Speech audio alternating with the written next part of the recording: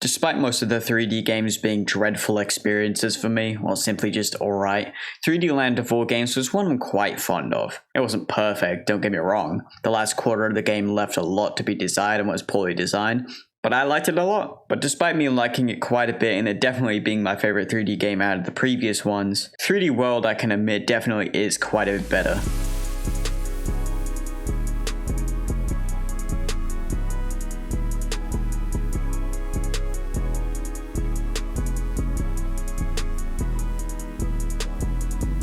I guess to get it out of the way, much like I said in the intro of the retrospective, I'm not going to be covering Bowser's Fury. However, I am playing on the enhanced port of the game that comes bundled with Bowser's Fury that came out on the Switch a few years back. There isn't much to talk about in terms of quality enhancements, but in short, characters move faster, you can ground pound into a jump to go higher, and a new move is added, the mid-air roll, which makes you dive forward at a decent speed. First off, for the style of game it is going for, it controls almost perfectly. I think it's definitely the most refined game so far in terms of control. While I did think Sunshine's controls were pretty great, there were definitely times where they fucked me over. But here, I always thought it was my fault whenever I fell off a platform, so I think the controls served their purpose well. Unfortunately, one of my biggest gripes with 3D Land returns here. The level structuring is back. I think I need to clarify this time because in previous reviews, I would kind of just say things without taking into account that it's just personal preference, but this level structuring thing is my personal preference, okay? You can like the 2D sort of levels if you like them. It's nothing really to do with objective quality. It's kind of just what you like, you know? But yeah, I'm not really a fan of this 2.5D kind of level design. As much as I have a distaste for this style of level, the levels are probably the best they can be with such a limited structure. The levels are pretty great for the most part, and if the level designers were tasked with making full exploratory level, I think they could do a pretty great job. The levels even occasionally have these wide open segments, and it really shows the potential of them. It's simply fun to roam around in these games when the controls are good. The star coin equivalents are also pretty good, the green stars. They're often placed in way better spots than the star medals in 3D Land. However, they're still not fantastic like a new Super Mario Bros, they're still fun to look for. They even show off exactly why the star medals in 3D Land fucked up the flow of the game. In that game, you'd reach World 5 and get blocked out of progression because you never noticed that the star medals were mandatory. In 3D World, not only are they more fun to collect, giving more of an incentive behind getting them, but they're indicated as mandatory right from the very first castle level, so you'll know throughout the entire game that you need them for progression. They're still not perfect though. Like Galaxy, in the second to last world, you find out how many green stars you need for the final level. It's not a crazy amount or anything, maybe like 25, which is basically the same amount I needed for the final level when I reached this point in the game in Mario Galaxy. It's not nearly as intrusive though, considering there's multiple of them in each level. In a way, I sort of regret my stance on Mario Galaxy's stars. Looking back on that review, it wasn't exactly fair, which I definitely noticed after that Sir Musty guy reacted to it. Because some of you guys were saying the take is bad. I wouldn't say the take was bad. It's just it comes across to me as a no joy, no whimsy type take. Does that make sense? But yeah, in case you need a refresher, back in that review, I reached a certain point in Mario Galaxy where he needed to tell me how many stars I needed to beat the game. And it was around 26. And my main complaint was that the number is way too high for someone who's kind of just trying to beat the game and not really 100% complete it. Not realizing I could just not play the game since I didn't really like it that much. And yeah, looking back on that review, that was kind of stupid. But in a way, I do think it makes a lot more sense here than it does in Mario Galaxy, considering that the green stars aren't really the main objective for the level. I mean, yeah, obviously you have to collect them, but you can just pass by them rather than you collecting them and that being the end goal. And so I guess that kind of separates the green stars from the levels themselves in a way. You know, in Mario Galaxy, the star was the goal, meaning that if you didn't like the missions, you didn't really like collecting the stars either. But in Mario 3D World, you could very much like the level without liking the green stars themselves. I guess making my complaint more understandable, because you can enjoy the levels themselves without having to collect the thing that you have to collect, you know? Okay, I'm gonna stop going off the fucking script now. Yeah, I had to go back into previous levels to collect more of them, and over 30 minutes later I had the amount needed, and by then I could progress through even though I could have just progressed if the requirement was lower. What's worse is that the game pulls the exact same thing for the final level. You need 170 and that's around 25 more than what I had, so I had to backtrack again. And this really contributes to how I feel about the last world of the game. I think the last world on its own is really good, but I could tell that the game was just overstaying its welcome by this point and I just wanted to end. With just 7 worlds, I feel like that would have been a good length, but Nintendo clearly didn't want to stray away from the tradition of there being 8 worlds to play through, which if you ask me is a bit too much. at least for a game like this. If they needed 8 worlds, they could have lowered the green stars required for the castles of World 7 and World 8 to around 30 less, and I think that would have made the game drag less. Still, I'm not complaining too much since it is only the last world, and I do think the green stars are kind of fun to collect, but they could have touched it up a bit just to make it way better. What I can say they nailed almost perfectly is the power-ups. There's a pretty large amount of them, and it's got to be one of my favorite selections. The catsuit is easily one of my favorite power-ups to use. Not in terms of looks, I would have liked to dog Mario more, but it's still really fun to use, mainly down to its versatility. Using the catsuit, you can swipe at enemies with a pretty short range and also climb walls. I really like the swipe move, it's executed really well even if you won't be using it super often. If you use the move right while also moving at full speed, you can maintain your speed while attacking anything in your path, and it feels great. There's also a dive move which cements it as one of the best power-ups ever. By holding Y in the air, you can do this really fast dive move downward, and when you hit the ground, you hit anything in your way with the caveat that you lose all your speed you had before. On its own, it's not very satisfying to use, but if you cancel it before you hit the ground and immediately jump, the big amount of speed gained from the dive carries over, and if you keep doing this, you can move really fast. It feels awesome. I'm not even exactly sure if it's intentional, but it's really fun to do, and that's really all that matters. If Nintendo ever does another 3D Mario like 3D World, I want them to bring back the catsuit back, because it's fucking awesome, dude. The double cherry isn't nearly as good, but it's still a fun concept, I guess. Grabbing it will make a clone of you that copies your every move, including attacks. While 5 Marios at once obviously comes with its annoyances, it can be pretty entertaining to see a horde of Marios attacking shit.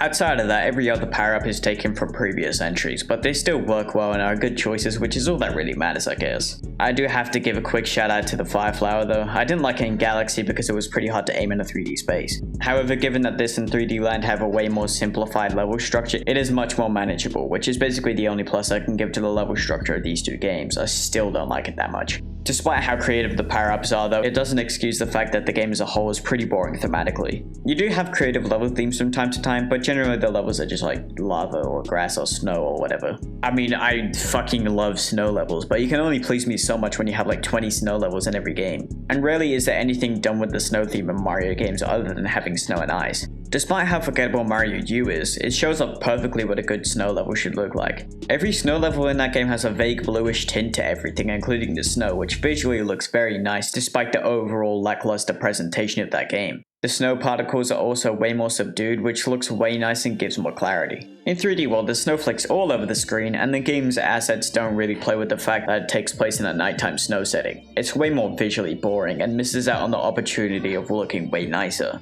Again, it does kind of come down to personal preferences, but me personally, I like the Mario U levels a lot more. In terms of visuals anyway. Mario U's snow levels don't even look perfect, but they look a lot better than these in my opinion. I even made this little mock-up on how they could play with the lighting to make it look better. It's not perfect, but it does get my point across. But yeah, the snow levels don't really do it for me, and neither do the level themes in general. Like dude, there's 2 desert worlds. 2. Sure, they do look, I guess, kind of different, but the textures and colors are basically the exact same. Honestly, the most creative the game gets in terms of levels have to be the different types of them. There are your standard levels and water levels and auto scrollers or whatever. But there's also enemy confrontations, and new to 3D World, mystery houses and Plessie levels. Mystery houses technically appeared in Mario 3D Land, but they were so much more simple compared to here where they feel fully fleshed out. The premise is that you have 10 seconds to collect the green star in that room, whether by jumping to it or killing a bunch of enemies or whatever else. These sort of feel like WarioWare minigames in that they're fun but also bite-sized, and you play all of them consecutively. My only real complaint is that if you fail a room, you go all the way back to the star rather than starting from the first green star you haven't collected. This is especially dumb since the green stars are indicated as collected when you replay all the rooms that you did already, so it kinda just ends up being a chore doing them all again. They're still quite fun on the first playthrough though, and it doesn't matter as much as it realistically should since each of the rooms are fairly easy anyway.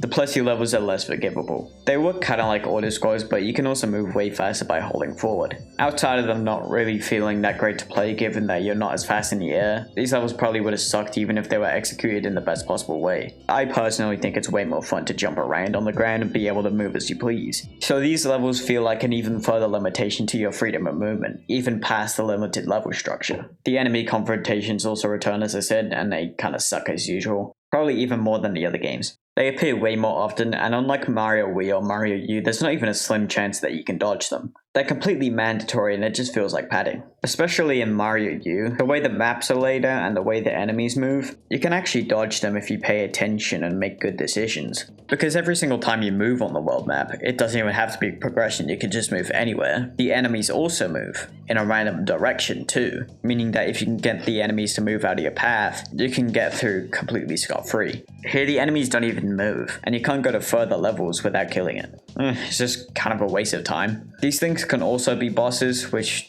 they're okay. There's only one actually pretty good one, and outside of that they all feel pretty poorly executed, or just dumb ideas in general. The first Bowser fight sucks complete ass. He throws soccer ball bombs at you for some reason, I guess it's kinda cool, but you gotta effortlessly kick them back at him. To make up for the fact that he takes like 20 fucking hits to kill, Bowser constantly uses this attack, and when he doesn't, he's using this dinky and lame fireball attack. It's so dumb. Boom Boom sucks. Whoa. He works exactly the same as he does in 3D Land. Wow. There's not even anything to say on Boom Boom really. Pom Pom is marginally better than the 3D Land version, but still a waste of time to me. She functions the exact same but makes clones of herself, so you gotta find the real one. It's a decent concept, and theoretically the challenge should come from the quick timing, but she doesn't even disappear or use her weapon nearly fast enough, so to me it's not great. Histocrat is the one fucking good boss in this game. He summons these little snake guys that have platforms on their heads, and you gotta be good enough to climb on the highest one so you can actually get a hit in. Using the catsuit actually makes this way easier though, as you can climb on the snake bodies with it, and after that you can jump on his head and repeat the cycle. I'm not exactly sure what points I can add, but to me some of my favorite bosses from any game are the ones where you do platforming in them. Like that Mecha Bowser boss from Mario Galaxy 2.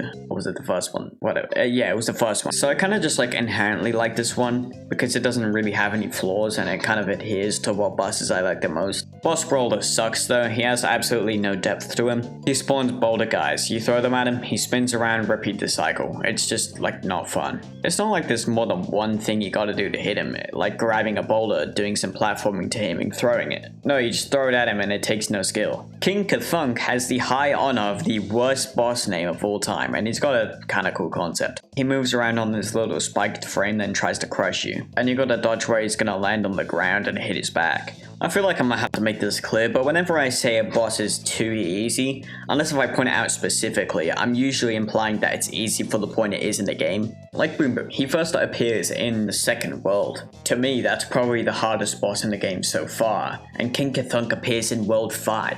Not that Boom Boom is a super hard boss or anything, but he's probably the hardest. But yeah, King Kathunk, for the part of the game he's in, he's really not that hard. Prince Bully, he fucking sucks. Prince Bully fucking sucks even worse somehow. With King Kathunk, if you're not that experienced at the game, you could potentially get hit. Prince Bully has got to be the most effortless Mario boss out there. There's not even an exaggeration. You stuff him into these pipes and kick him when he comes back out. Cool boss. He takes like 7 years to charge his fireball attack, and you can do literally anything to knock him back and reset the attack. It's really lame. Motley Boss Blow Up is kinda lame too. I do like that it's kinda themed around the double cherry, even though the double cherry isn't really required for it or anything. It kinda just fails to execute on the concept. He jumps over to your location a few times before ground pounding and splitting into a bunch of metal blobs, as well as his normal form which you gotta stomp on. It'd be an okay boss if the jumping attack was harder to dodge, because really all you gotta do is keep running in circles and realistically you'll never get hit. And finally, the final boss. It's okay. Like New Super Mario Bros. 2, it's really hard for me to tell why people like this boss because it's another auto-scrolling one. You just gotta avoid him while climbing up this tower as he chases you down. It's a really cinematic fight, which is probably why people like it. But looking at the gameplay, at least to me it's pure style over substance. I really do not like it. Just by proxy of being an auto-scroller, around half the gameplay is just dead air, waiting there until Bowser attacks again. And when he does, it's really easy to tell where and when he'll attack, so it's really easy to dodge it all, so kinda pointless. And after doing that boss in a short cutscene, the game sorta ends 10 seconds after you touch the flagpole, and it's pretty jarring. There's no ending cutscene, it kinda just cuts to the credits and the game's over. Oh well. After beating the game, there's a large amount of extra content to explore. First off, there's Luigi Bros. Yeah, to commemorate the year of Luigi, they put a modified version of the original Mario Bros. Arcade game into the game that you can access from the main menu. But outside of Luigi Bros, there's 3 new worlds to explore. While I believe that the last 2 are locked behind green stars, the first bonus world is simply available after you beat the game. I think that's awesome. awesome, considering that the bonus worlds are usually locked behind some bullshit impossible unlock condition like getting 1 billion star coins or whatever. The world maps for them also look really cool, which is surprising given I never really liked the world maps in this game. I always hated how they were segmented, when they could easily make them interconnected. Again, this sounds dumb, but it removes my immersion that this world does exist, and like I said in my Mario World review, it makes everything feel handmade and perfect, which is just kind of boring. It does work well functionality wise, but I kind of hate it in terms of visuals. It's so plain for the most part. And that's weird too, considering I do quite like this game's visuals. It does have issues in terms of how it looks, like again the flat looking snow levels and the majority of the themes being pretty boring, but overall the game looks pretty fantastic. However, I would love to highlight some of the better themes of the game, like the circus level, the shadow level, the weird space level, I don't know how to describe it, and my personal favorite, the fucking awesome Lost City level. I guess I kind of hated on the themes too much, but that doesn't mean there's no good themes, you know. While I can't say it's even near my favorite looking game visually, I mean hell, I probably liked Mario Land's visuals more even though that game came out in like 1989. But on a technical level, this is hands down the best looking game yet, which like yeah, no shit. It also has a fantastic soundtrack. I mean, don't get me wrong, it's not on the level of like Donkey Kong Tropical Freeze. But I played this game for the first time around 2 years ago, and I remember not thinking too much of the soundtrack. It was good for sure, but I didn't really care that much. Now after seeing every game's soundtrack back to back, I can safely say this is one of the best Mario soundtracks. Again, I personally liked Mario Land's or Mario 2's soundtrack more, but these songs can be really cinematic sometimes, and it's really cool. But I just like Mario Land more, I love that game. But yeah, Mario 3D World was really good. I'd never say it's one of the best games of all time like many like to proclaim, but it was for sure a very consistent experience, and the highest highs in this game are fun as all shit. I'd also say that the game is way more memorable than any of the NES and Wii games. Sure, DS will forever stay in my mind, but to be fair, that is because I grew up with it. Mario 3D World doesn't have anything huge to set itself apart other than it just being a quality time, but it does have a lot of little things like the cat suit as well as the Toaded Peach being playable for the only time in a 3D Mario. Mario 3D World shit's going in 5th place. I doubt it'll manage to be there by the end of the video given we have Odyssey and Wonder after this, but shit, who knows. It's going just below NSMB2 for me because that game was a more consistent experience and was the perfect game length. But it is going above Mario Land despite how many times I mentioned it in the past like 2 minutes, because well, look at these games side by side. I don't have to explain anything. I swear I've used that gag like twice in a row. And with that, we're done with the corporate era of Mario. Don't get me wrong, Mario 3D World was a lot more creative than the other corporate era games, but it still felt, you know, kind of bland. And boy, what a forgettable ride the corporate era was. Oddly enough, none of these games were bad or even mediocre experiences. They were all at least good. But given that most of these games are very similar stylistically and are quite generic, it's hard to say if I'll even remember much of what happened in them by the end of the video. But yeah, whatever. What's next? Nice. Oddly enough, even though this game got a lot of love at launch, I see a lot of people complaining that this game sucks or was underwhelming. Given that a lot of these people also say they like Mario 64 though, I think I'm in for a fucking wonderful time. I'm pretty excited to play my first 3D Mario again. Yeah, I'm a fucking Gen Alpha, okay, shut up. But I'm also a little worried it'll end up disappointing me. Who's to say? All I know is that now we've got 2 games to go. Strap in, bro. We're nearing the end. I guess it's time for Super Mario Odyssey.